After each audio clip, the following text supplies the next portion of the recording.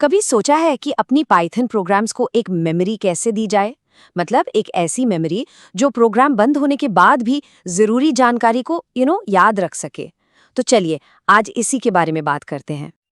ये एक बहुत ही कॉमन सवाल है, राइट? एक शानदार प्रोग्राम लिखा, सारा का सारा डेटा वेरिएबल्स में स्टोर किया और जैसे ही प्रोग्राम बंद होता है, क्या होता है? सब कुछ गायब हो जाता है, सब हवा में। ऐसा इसलिए होता है क्योंकि जो डेटा मेमोरी में स्टोर होता है ना, वो टेम्पररी होता है, मतलब अस्थायी। पर अच्छी खबर ये है कि इसका एक सॉलिड सोल्यूशन है। और बस यहीं पर एंट्री होती है फाइल हैंडलिंग की।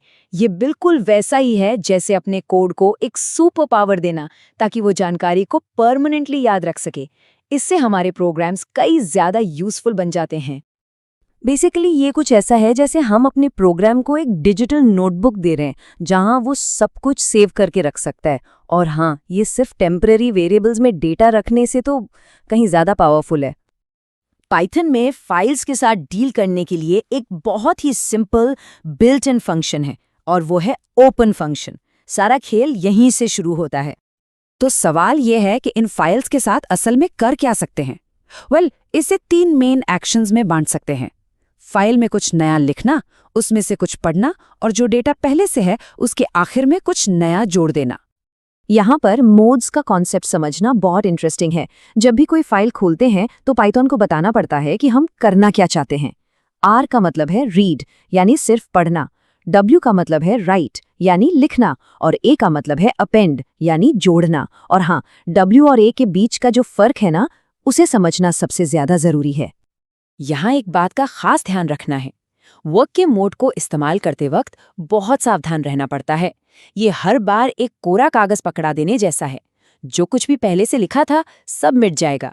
दूसरी तरफ ए मोड पुराने डेटा को सेफ रखता है और बस आखिर में नई जानकारी जोड़ देता है। चलो देखते हैं ये काम कैसे करता है। ये एक सिंपल 3 स्टेप प्रोसेस है। पहला, ओपन फंक्शन से W मोड में फाइल खोलो। दूसरा, .write मेथड से उसमें अपना टेक्स्ट डालो। और तीसरा, जो कि सुपर इंपॉर्टेंट है, .close का इस्तेमाल करके फाइल को बंद कर दो।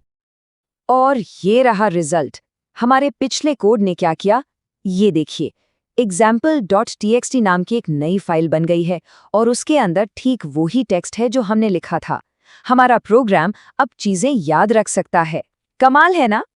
ठीक है, तो हमने अपनी डिजिटल नोटबुक में कुछ लिख तो दिया, पर अब उसे वापस पढ़ें कैसे? अच्छा, तो पढ़ने के लिए भी हमारे पास कई ऑप्शंस हैं। .read से पूरी की पूरी फाइल एक साथ पढ़ सकते हैं। अगर सिर्फ कुछ शुरू के कैरेक्टर्स चाहिए तो .read10 जैसा कमांड दे सकते हैं। और हाँ, अगर फाइल बहुत बड़ी है तो सबसे बेस्ट तरीका है लूप लगाकर लाइन बाय लाइन पढ़ना। अब एक बहुत ही कॉमन सिचुएशन को इमेजिन करते हैं। मान लीजिए एक लॉग फाइल है और उसमें हमें एक नया इवेंट जोड़ना है, पर हम पुराना डेटा खोना भी नहीं चाहते।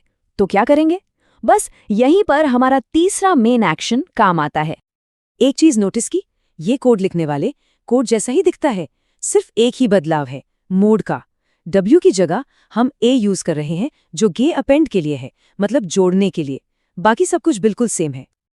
और ये रहा इसका नतीजा। हमारा ओरिजिनल टेक्स्ट अपनी जगह पर है और नई लाइन ठीक उसके नीचे जुड़ गई है। देखा, इस तरह से फाइल को बिना ओवरराइट किए सक्सेसफुली अपडेट किया जा सकता है। अब तक हमने जो प्रोसेस देखा वो काम करता है, पर उसमें एक छोटी सी गलती की गुंजाइश हमेशा रहती है। तो चलिए अब बात करते हैं एक बेहतर और ज्यादा सेफ तरीके की। सोचिए, अगर फाइल .close करना भूल गए तो क्या होगा? इससे डेटा करप्ट हो सकता है, या फिर फाइल लॉक हो सकती है, जिससे दूसरे प्रोग्राम्स उसे यूज नहीं कर पाएंगे। ये एक बहुत कॉमन मिस्टेक है, पर इससे बचने का एक बहुत ही आसान तरीका भी है। स्क्रीन पर 2 तरीके देखिए। लेफ्ट साइड वाले तरीके में फाइल .close को हमें खुद कॉल करना पड़ता है और इससे भूलना बहुत आसान है। लेकिन राइट साइड पर देखिए, विथ स्टेटमेंट का इस्तेमाल हुआ है। इसमें पाइथन ये काम खुद कर देता है। जैसे ही विथ ब्लॉक खत्म होता है, फाइल ऑटोमेटिकली बंद हो जाती है। No tension. तो बस ये बात गांठ बांध लीजिए, फाइल्स के साथ काम करते वक्त विथ स्टेटमेंट का इस्तेमाल करना ही बेस्ट प्रैक्टिस है। कोड भी कम लिखना पड़ता है, ये ज्यादा सेफ है और ये एक प्रोफेशनल आदत भी है। तो इस पूरी बातचीत से मेन टेकअवेज क्या है? चलिए फटाफट इस फाइल हैंडलिंग टूलकिट का एक क्विक समरी देख लेते हैं। इसे एक तरह की चीट शीट ही समझ लीजिए।